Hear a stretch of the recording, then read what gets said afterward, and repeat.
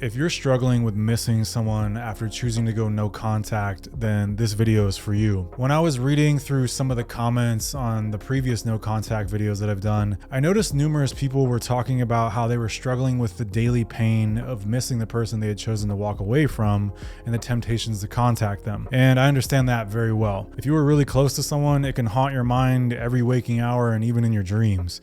It can feel like you just have this person lodged in your brain like a toxin and you just can't get it out no matter what you do. And other videos online make it sound like you should just, be a man and get over the person in an instant, but that's not always reality. So in this video, I'm going to talk about some of the things you can do to help relieve the pain and stick to your commitment of no contact in order to heal and move on. Now, the first thing to understand is that our reactions to loss are shaped by both biology and experiences. When any kind of meaningful relationship ends, whether it was a long-term relationship or an intense short-term relationship or a friendship, it's not just your emotions at play. Your body's neurochemistry is in the process of changing. There's physical changes occurring inside of you, and that pain or that wanting to talk to the person is similar to the withdrawal symptoms from an addiction to a substance. Research by anthropologist Dr. Helen Fisher found that the effect of love on the brain is similar to a high from cocaine. And now, maybe you weren't in love with the person necessarily, but I want you to keep in mind the concept of how feelings and liking someone affects your brain. Love and feeling towards someone is chemically driven, and it acts on the reward systems of our brains through dopamine. This is important to keep in mind because it allows you to understand that your brain is going through a normal process that we all experience because of our biology dictating it. Being rejected by someone also activates the same reward system in the brain,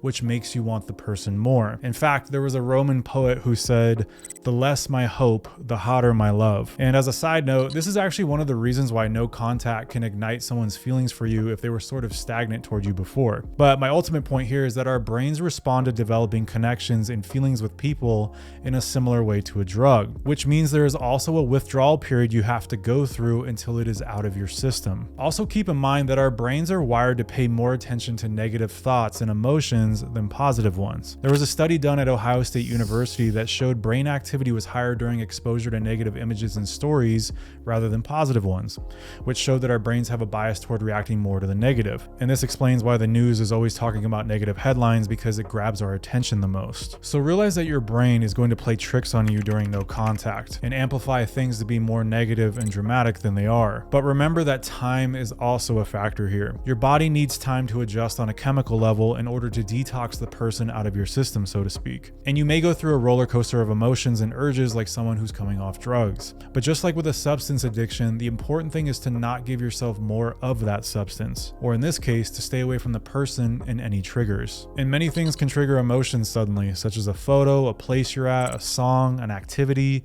or one of my strongest triggers is somebody's smell. Just the other day, I smelled a perfume that instantly brought back memories of an ex I hadn't thought about in years, but I no longer have any emotional ties to her mentally, so it didn't trigger anything beyond a fleeting thought. But when you've recently gone no contact, triggers are powerful and they can hit out of nowhere. So it's important to set yourself up for success by getting rid of any triggers in your environment. You're going to want to hide or delete photos, throw out gifts or give them to someone else to store for you, stop reading text logs with them from the past, and most importantly, you really have to fight the urge to look at their social media. When I've done one-on-one calls helping people with no contact, the social media trigger is by far the biggest issue I see. This gets worse if alcohol is involved too, so beware of your alcohol intake if you're trying to get over someone. We all know somebody who has made the drunken text mistake or viewed an Instagram story that pissed them off, and maybe that person is you. But with social media, you're going to be tempted to look at their feed to see what they're doing or to see who they've recently followed or watching stories and all of that. You have to fight this though.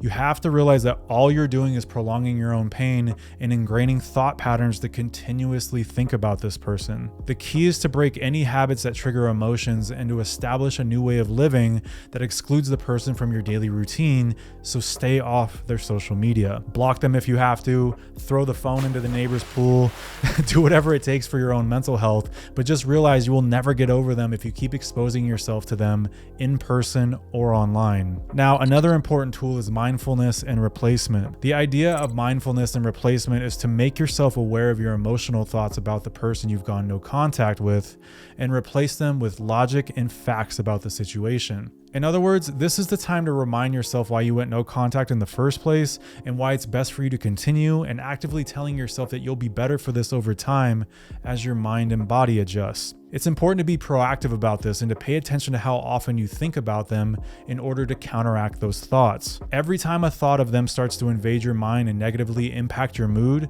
you want to actively respond to it instead of letting it run wild in your emotions. Even speak out loud to yourself, which might sound weird, but there's actually science behind it. Speaking words out loud engages more parts of your brain than just thinking does, which creates stronger neural connections. Using your voice reinforces positive messages, which makes them more memorable and effective. Think of it like giving your brain a workout, which strengthens it against negative thoughts. And using your voice becomes more powerful as you tell yourself facts about your situation, such as why the person you've gone no contact with isn't a good fit for your life, and by reminding yourself that things will work out better in the end. The idea is that when you speak to yourself, you're simply reminding your brain why you went no contact in the first place and why it's the correct move. It's like a friend setting you straight, and sometimes you just have to be your own best friend. This isn't just a goofy self-help tip either. It's rooted in the scientific principle of neuroplasticity and cognitive behavioral therapy from psychology. Neuroplasticity is just a technical way to describe how our brains can change and adapt. When we learn and practice new things, our brain forms new connections. And when we stop using certain connections, they weaken. This means our brain can rewire itself based on our experiences and what we practice deliberately. The act of speaking out logical, positive affirmations can also be tied to cognitive behavioral therapy, where you're recognizing a negative thought pattern, such as missing a girl you went no contact with, and then actively challenging it with a new thought, such as speaking out loud about how you will heal from this, you'll be better for it, and find high-quality women that suit you better in the future. Over time, by repeatedly challenging and changing these negative thoughts, you can leverage neuroplasticity, which means you are rewiring your brain to form new and more positive neural pathways in response to certain triggers, like thoughts of an ex-girlfriend or someone that you've gone no contact with. Speaking words out loud activates certain pathways in the brain which are more deeply ingrained than just silently trying to change your thoughts. You can literally train your mind to think differently and handle stress better, but only if you are active in teaching it to do so. Now, another aspect that is really helpful is having a friend or a family member to talk to that is reliable and trustworthy. This is ideally someone who can listen without judging you and remind you why no contact was a good choice in the first place, and to not make you doubt your decision. They should also be patient because you'll be talking to them repeatedly if you're struggling to get over someone,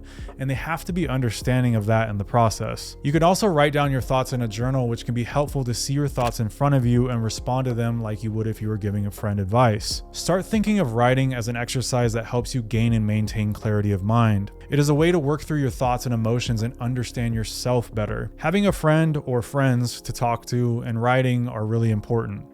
You want to let your thoughts flow out of you like a river to detox them, rather than having them stagnate like a swamp and clouding your mind. And this is something I just can't stress enough. Talk and write a lot if you have stuff on your mind.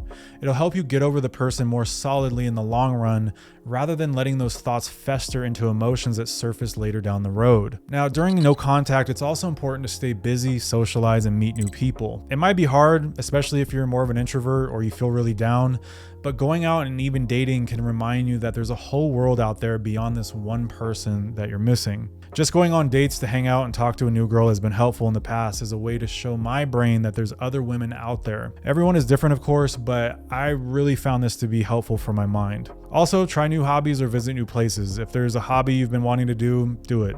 Or take a trip somewhere that you haven't been before. This way you create new, fresh memories that don't involve the person that you're trying to move on from, and this can be really powerful. None of these things are instant fixes by themselves, but when you do everything in tandem together over time, it helps you to move on and to stay on track with no contact. Also, be careful to not overlook your physical well-being because it plays a big role in shaping your emotions and getting over someone. Remember how I mentioned neuroplasticity earlier? Well, with exercising, whether it's running, lifting, martial arts, or whatever you like to do, it doesn't just give you an endorphin boost, it also stimulates the growth of new neural connections in your brain, which helps it adapt to stress and makes it more resilient to overcoming challenges like letting somebody go. Eating right is equally important.